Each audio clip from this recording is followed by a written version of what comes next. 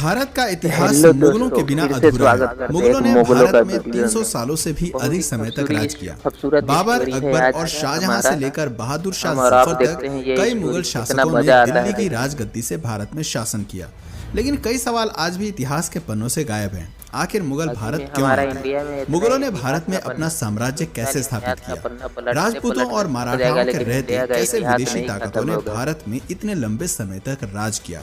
आखिर क्या है देसी मुगलों के ताकतों ने इतिहास कैसे। की असली कहानी? आइए इसके बारे में थोड़ा डिटेल में समझते हैं।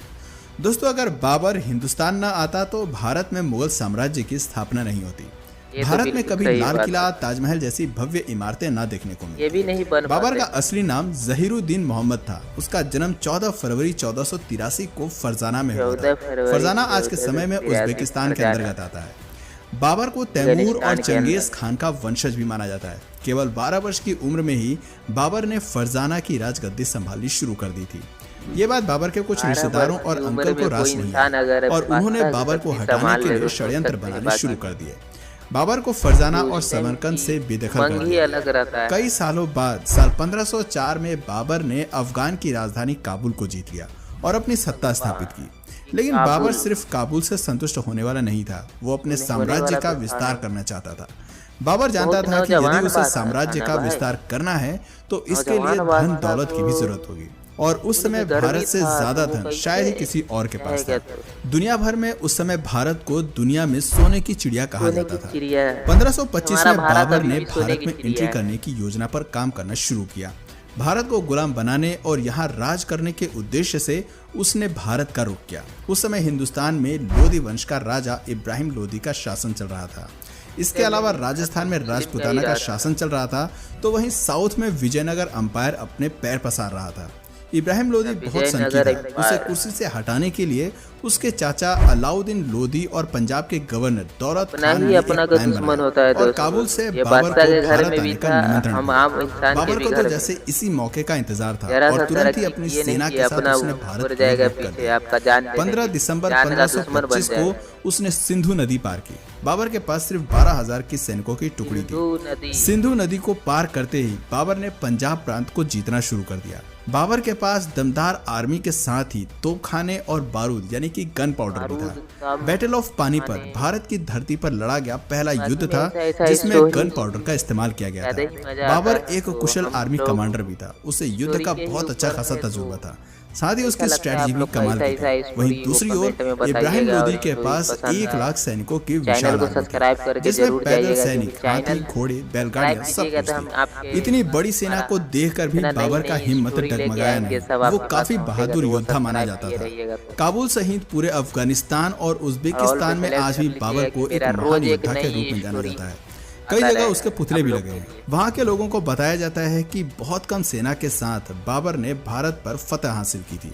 पानीपत दिल्ली से करीब 60 किलोमीटर की दूरी पर स्थित है और वर्तमान समय में हरियाणा का एक जिला है। बाबर ने इब्राहिम लोधी को युद्ध के लिए ललकारना शुरू किया। अपनी रणनीति वो पहले ही बना चुका था।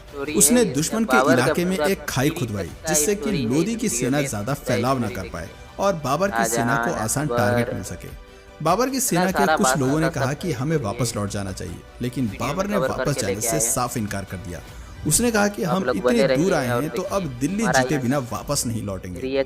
बाबर अपनी सेना की प्लानिंग भी बहुत अच्छी तरीके से करता था। सबसे आगे स्काउट्स खड़े होते थे जो दुश्मन सेना की खबर बाबर तक पहुंचाते थे। उसके पीछे बैलगाड़ियां लाइन से खड़ी कर देता था। सभी बैलगाड़ी को चमड़े की बेल्ट से बांध दिया जाता था और उनमें थोड़ा थोड़ा गैप छोड़ दिया जाता था। उन गैप्स में सैनिक तीर कमान लेकर खड़े होते थे और बीच में थोड़ी थोड़ी दूरी पर ही तोपखाने भी तैनात कर दिए जाते थे। सैनिकों के पास जो तीर कमान होते थे वो भी कोई साधारण नहीं थे। उनकी डोरी खींचने में ही काफी ताकत लगती थी। एक तीर 600 मीटर की दूरी तक जा सकता था, जो करीब 7 फुटबॉल के स्टेडियम के बराबर है। हर 5 सेकंड में सैनिक तीर चला सकता था और एक तीर 4000 पाउंड का फोर्स क्रिएट कर सकता था। बाबर के पास एक वेल ऑर्गेनाइज्ड आर्मी थी। दूसरी ओर लोधी की सेना ने भी मैदान में डेरा डाल दिया जिसमें 1 लाख से अधिक सैनिक थे। लेकिन इतिहासकारों ने लोधी की सेना को सेना न कहकर बल्कि मेले का नाम दे दिया। बाबर और लोधी दोनों ही सामने वाली सेना के पहले आक्रमण करने का इंतजार कर रहे थे। बाबर जानता था कि उसने पहले अटैक किया तो उसके जीतने की संभावना कम हो जाएगी। 19 अप्रैल तो कैसे 1526 की रात को वो अपनी सेना की एक छोटी सी टुकड़ी को लोधी के कैंप में भेजता है। जैसे ही कुछ सैनिक लोधी के कैंप के पास पहुंचे, गेम खेला, लोधी गेम। की सेना ने उन पर हमला कर दिया। बाबर के सैनिक वापस लौट आए और कुछ सैनिकों की मौत भी हो गई।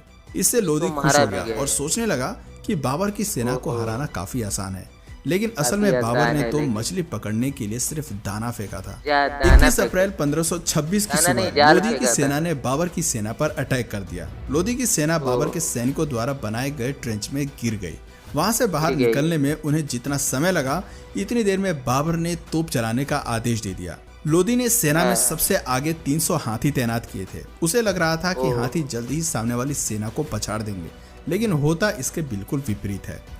तोपखानों की आवाज से हाथियों ने अपना संतुलन खो दिया और अपनी ही सेना को नुकसान पहुंचाना शुरू कर दिया। अपनी ही नुकसान सेना के पहुंचाने कई लगे। सैनिकों को हाथियों ने कुचल कर मार दिया।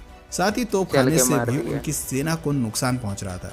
थोड़ी ही देर में बाबर की पूरी सेना लोधी पर हावी होती नजर आई। कई घंटों तक बाकी युद्ध में जारी बाबर रहा। दिमाग शाम कुछ होते ज्यादा ही लोधी डेंजरस मारा लगाया गया था। और उसका कटा हुआ सिर बाबर के सामने पेश कर दिया गया। शाम इस होते युद्ध ही के मार बाद दिए गए। बाबर को अच्छी खासी धन दौलत मिली। इतिहासकारों का धन दौलत कहना है मिल कि गई। बाबर ने जीता हुआ सारा धन जनता में बंटवा दिया था और इसके बाद जनता ने वाकई में खुश होकर इतना कलंदर अच्छा नाम काम की किया, उपाधि उसे जीतने दी के बाद सन 1526 में पूरा धन 43 जनता साल में की बांट उम्र दिया। ये में बात बाबर कोई ने मोदी दिल्ली को में मुगल समझाए। सल्तनत की स्थापना की। लोधी को हराने के बाद ब्लैक मनी राजपूतों का ने बोला उसका था, विरोध पैसा किया। लाएंगे, पानीपत पैसा के लाएंगे, युद्ध के जनता बाद को देंगे। बाबर ने 3 बड़ी लड़ाइयां वो तो लड़ी। खुद अकेले बैटल ऑफ हड़प के खानवा, बैठे हैं। बैटल ऑफ चंदेरी और बैटल ऑफ खागरा। उसने इन सभी लड़ाइयों में जीत हासिल की, लेकिन 26 एक दिसंबर बादशाह था, 1530 जैसा को एक उसकी इंसान, मृत्यु हो कोई गई। नहीं। मृत्यु के बाद बाबर को पहले तो ये आगरा मोदी में का- दफनाया ये गया, मोदी के लेकिन समझ में उसकी नहीं अंतिम आएगा। इच्छा के मुताबिक बाद में उसे चलो काबुल guys, में फिर दफना से दिया अपना गया, स्टोरी सुनते जहां हैं। बागे स्टोरी बाबर मस्त नाम से है। उसका मकबरा आज भी बना हुआ है। बाबर के बाद हुमायूं को दिल्ली का बादशाह बनाया गया। हुमायूं के 3 और भाई भी थे और उन्हें भी अलग अलग राज्य सौंप यहीं दिए से गए आप कहानी थे। स्टोरी हुमायूं सुनते काफी हैं। शांत स्वभाव का बादशाह माना जाता था और कोई भी फैसला हमेशा सोच विचार हुमायूं। करने के बाद ही लिया करता था। लेकिन वहीं हुमायूं के भाइयों का दिमाग हर वक्त षड्यंत्र में लगा रहता था। तीनों भाई यही मिलकर होता है। ये योजना बनाते थे कि भाई कैसे का दुश्मन हुमायूं बन से जाता है, दिल्ली का ऐसा तख्त आने के हासिल बाद। किया जाए और कई बार भाइयों के अपने बीच में आदमी जंग होता भी है। हुई। हुमायूं पर कई बार जानलेवा हमले भी हुए। सन 1539 में चौसा में हुमायूं की भीषण लड़ाई हुई और 1540 में बिलग्राम में भी हुमायूं को युद्ध करना पड़ा। इस युद्ध में हुमायूं की हार हुई और शेरशाह जीत गया और युद्ध में हार के कारण हुमायूं को अपनी जान बचाकर भारत से भागना पड़ा। कुछ समय तक वो सिंध में भेष बदल कर रहा। हुमायूं ने हमीदा बानो से शादी की और मोहम्मद जलालुद्दीन अकबर को जन्म दिया। करीब 15 साल तक भारत से बाहर रहते हुए हुमायूं ने अपनी एक विशाल सेना तैयार कर ली थी। साल सेना भी तैयार 1555 कर में रहा था। हुमायूं को फिर से दिल्ली फतेह करने में कामयाबी मिल गई, लेकिन इसी वर्ष लाइब्रेरी में सीढ़ियां चढ़ते वक्त उसका पैर फिसल गया और उसकी मौत हो गई। हुमायूं की मौत के मौत हो बाद गई। मुगल साम्राज्य बहुत आसान लड़खड़ा मौत गया और राजा हेमू ने दिल्ली पर आक्रमण कर दिया। उस समय अकबर की राजा उम्र हेमू। केवल 12 साल की थी और वो राजा हेमू की अकबर सेना के 12 आगे साल की कुछ उम्र नहीं में कर भी पाया। अकबर। लेकिन मुगलों के पास एक वफादार सेनापति था जिसका नाम बैरम खान सेनापति था। बैरम खान ने एक सेना तैयार की, अकबर को युद्ध कौशल की जानकारी दी और 1556 में पानीपत की दूसरी लड़ाई में राजा हेमू को हरा दिया। 13 साल की उम्र में अकबर दिल्ली के तख्त पर विराजमान हो गया। अकबर एक धर्मनिरपेक्ष राजा माना जाता था। उसने राजा बनते ही लोगों का दिल जीतना शुरू कर दिया। 1568 में उसने चित्तौड़ को जीता, लेकिन इसके लिए अकबर को कड़ी मेहनत करनी पड़ी। दिल्ली जीतने के बाद अकबर किसी भी तरह से राजस्थान को जीतना चाहता था, क्योंकि राजस्थान के राजपूत काफी बहादुर माने जाते थे और अकबर चाहता था कि यदि राजस्थान को जीत लिया तो पूरे हिंदुस्तान को जीतना फिर ज्यादा मुश्किल नहीं होगा। राजस्थान के कारीगरों को हथियार बनाने में महारत हासिल थी। वहीं अकबर की सेना दमशिक स्टील के बने हथियार इस्तेमाल किया करती थी, जो खास तौर पर जंग में दुश्मन का सीना छलनी करने के लिए ही बनाए जाते थे। अकबर अपने हाथियों को भी जीरा बख्तर नाम के लोहे का कवच पहनाया करता था। उसे हाथियों का बहुत शौक था। किसी को मौत की सजा देनी होती थी तो उसे हाथी के पैर के नीचे कुचलवा देता था। चित्तौड़ राजस्थान का सबसे मजबूत साम्राज्य था। चित्तौड़ का किला एक अभेद किला माना जाता था। वहां तक पहुंचने के लिए अकबर ने एक प्लान बनाया। उसने एक सुरंग खोदी जिसके जरिए उसके सैनिक किले तक पहुंच गए। चित्तौड़ का किला एक पहाड़ी पर था, वहां तक सीधे नहीं पहुंचा जा सकता था। दूर से ही चित्तौड़ के सैनिक दुश्मन को देख लेते थे और ऊपर से तीरों की बौछार कर देते थे। लेकिन अकबर के सिर पर जीत का भूत सवार था और लगातार प्रयासों के बाद 25 फरवरी 1568 के दिन उसने चित्तौड़ का दुर्ग जीत लिया। इस जीत के बाद उसका साम्राज्य 25 लाख वर्ग किलोमीटर एरिया में फैल गया था।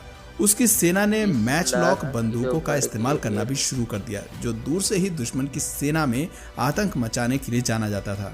अकबर की कई बंदूकें आज भी म्यूजियम्स की शान बढ़ा रही हैं। अकबर को आर्किटेक्चर का भी काफी शौक था। उसने दिल्ली से 250 किलोमीटर दूर और आगरा से करीब 40 किलोमीटर दूर फतेहपुर सिकड़ी नाम का एक शहर बनवाया। शहर में कई बाग और महल उसने बनवाए। वो अपनी राजधानी यहाँ पर शिफ्ट करना चाहता था। फतेहपुर में पानी की कमी न हो इसके लिए डैम बनवाए और किले तक पानी पहुँचाने के लिए इंजीनियर्स की मदद से मशीनों का निर्माण कराया। वो मशीन्स उस समय इंजीनियरिंग का बेजोड़ नमूना थी। कहा जाता है कि अकबर ने खुद शहर का नक्शा तैयार किया था और शहर बनाने में उसने खुद भी मजदूरों के साथ कुछ दिन काम भी किया था। 16 साल फतेहपुर सिकड़ी को बसाने में लगे, लेकिन ये शहर बहुत जल्द वीरान हो गया। दोस्तों, अकबर एक अनपढ़ मुगल बादशाह था। उसने हिंदुओं पर लगने वाले जजिया कर समाप्त कर दिए थे। साल 1605 में अकबर की फूड पॉइजनिंग के कारण उसकी मौत हो जाती है। अकबर के बाद सलीम के हाथ में दिल्ली की कमान आई। सलीम असल में एक अय्याश किस्म का व्यक्ति था। सलीम को अपना नाम भी पसंद नहीं था और उसने अपना नाम बदलकर जहांगीर रख लिया। जहांगीर को अन्यायी लोगों से सख्त नफरत थी। गुनहगारों को सख्त से सख्त और क्रूर से क्रूर सजा दिया करता था। जहांगीर ने अपने जीवन काल में कुल 20 शादियां की थी। मानबाई सबसे मशहूर रानी हुई, लेकिन जहांगीर सबसे ज्यादा प्रेम नूरजहां से किया करते थे। जहांगीर के शासनकाल में ही अंग्रेजों ने भारत में आकर ईस्ट इंडिया कंपनी की स्थापना की थी और व्यापार करने की इजाजत मांगी। 20 बीवियों से जहांगीर की कई संतानें हुई, लेकिन उसका केवल एक पुत्र ही जीवित रहा, जिसका नाम खुर्रम खान उर्फ शाहजहां रखा गया। सन 1627 में जहांगीर की मौत के बाद शाहजहां दिल्ली का बादशाह बना। शाहजहां के शासनकाल में दिल्ली सहित पूरे हिंदुस्तान ने तेजी से तरक्की की। दुनिया का 1/4 सामान का प्रोडक्शन केवल भारत में ही हो रहा था। आर्थिक तौर पर दिल्ली मजबूत होता गया। आर्ट और आर्किटेक्चर को भी उस दौर में काफी बढ़ावा मिला। मोती मस्जिद, विश्व प्रसिद्ध ताजमहल, दिल्ली का लाल किला, दीवाने आम और दीवाने खास जैसे कई नायाब नमूनों का निर्माण शाहजहां ने करवाया था। शाहजहां ने अपने लिए एक मयूर सिंहासन भी बनवाया था, जिसमें कई बेशकीमती हीरे जड़े हुए थे। लेकिन 1639 में ईरान के राजा नादिर शाह ने युद्ध में शाहजहां को परास्त कर दिया था और इसके बाद नादिर शाह अपने साथ मयूर सिंहासन ले गया था। शाहजहां जब बूढ़ा होने लगा तो उसने अपना राजपाट बेटे को सौंपने का फैसला किया। शाहजहां ने अपने बड़े बेटे दारा शिकोह को मुगलों खानदान से, लेकिन कोई टीका नहीं, उसके बाद अंग्रेज का राज आ गया और एक न्यायप्रिय राजा था। लेकिन दारा शिकोह के राजा बनते ही शाहजहां के तीसरे बेटे औरंगजेब को हजम नहीं हुआ। औरंगजेब ने सन 1658 में अपने भाई के खिलाफ युद्ध छेड़ दिया और दिल्ली का बादशाह बन गया। बादशाह बनते ही औरंगजेब ने अपने पिता को ज्यादा डेंजरस बंद करवा दिया और अपने भाई को मौत के घाट अपना भाई का सर कटवा भी दिया। कितना क्रूर था इसका अंदाजा आप इस बात से लगा सकते हैं कि भाई के मौत के बाद उसका गला धड़ से अलग करके औरंगजेब अपने पिता के पास ले गया था। औरंगजेब के बादशाह बनते ही हिंदुओं पर अत्याचार करने उसने शुरू कर दिए। जगह जगह मंदिर तुड़वाकर मस्जिदों का निर्माण किया। कई हिंदुओं का जबरन धर्म परिवर्तन किया गया। उसके शासनकाल में ही हर जगह कत्ले आम हो रहा था। ये बातें मराठा, मारवाड़ा, राजपूत सहित कई हिंदू राजाओं को पसंद नहीं आई और औरंगजेब के खिलाफ युद्ध का शंखनाद कर दिया। औरंगजेब युद्ध में घायल हुआ और करीब 3 महीने तक वो बिस्तर पर ही रहा और सन 1707 में बिस्तर पर ही उसने दम तोड़ दिया। औरंगजेब की मौत के बाद मुगल साम्राज्य धीरे धीरे अंधेर की ओर बढ़ने लगा। इसके बाद दिल्ली में कई मुगल बादशाह बने, लेकिन किसी में भी वो बात नहीं थी जो अभी तक के सभी मुगलों में थी। सन 1707 से 1712 तक बहादुर शाह प्रथम ने राज किया। उसके बाद जहांदर शाह, फारूक सियार, मोहम्मद शाह रंगीला, आलमगीर, शाहजहां तृतीय, अकबर द्वितीय सहित कई राजा हुए। किसी ने भी बहुत अधिक समय तक राज नहीं किया और बहुत कम समय में ही दिल्ली के बादशाह बदलते रहे। वहीं दूसरी ओर अंग्रेज लगातार मजबूत हो रहे थे और कई राज्यों में मुगलों के शासन का अंत हो चुका था। मुगलों के अंतिम शासक अपने घर में शाह जफर द्वितीय हुए, जिनकी मौत सन 1862 में म्यांमार में हुई थी। लेकिन बहादुर शाह जफर की मौत से पहले ही मुगल साम्राज्य का अंत हो गया था। सन 1857 मुगल साम्राज्य का दिल्ली में अंतिम समय माना जाता है। तो दोस्तों, ये थी भारत में मुगलों के इतिहास की असली कहानी। दोस्तों, अगर इसी तरह के और भी इंटरेस्टिंग टॉपिक्स आपको पसंद है तो नीचे कमेंट सेक्शन में पार्ट 2 जरूर लिखिएगा। और अगर इस वीडियो से आपको कुछ नया जानने या सीखने को मिला या फिर इंटरेस्टिंग लगा तो प्लीज इस वीडियो को एक लाइक करके अपने फ्रेंड्स और फैमिली में से जरूर शेयर करें। बिल्कुल और यदि आप इस सही, चैनल एक पर नए लाइक। हैं तो प्लीज इस चैनल को सब्सक्राइब करके बेल नोटिफिकेशन बिल्कुल आइकन को ऑन चैनल कर को लीजिए सब्सक्राइब कर ताकि ले हमारे guys। आने वाले वीडियोस हमारा और इस भाई मिलते का हैं भी। फिर किसी वीडियो में नए टॉपिक के साथ। तब तक के लिए वीडियो में नए नमस्कार। टॉपिक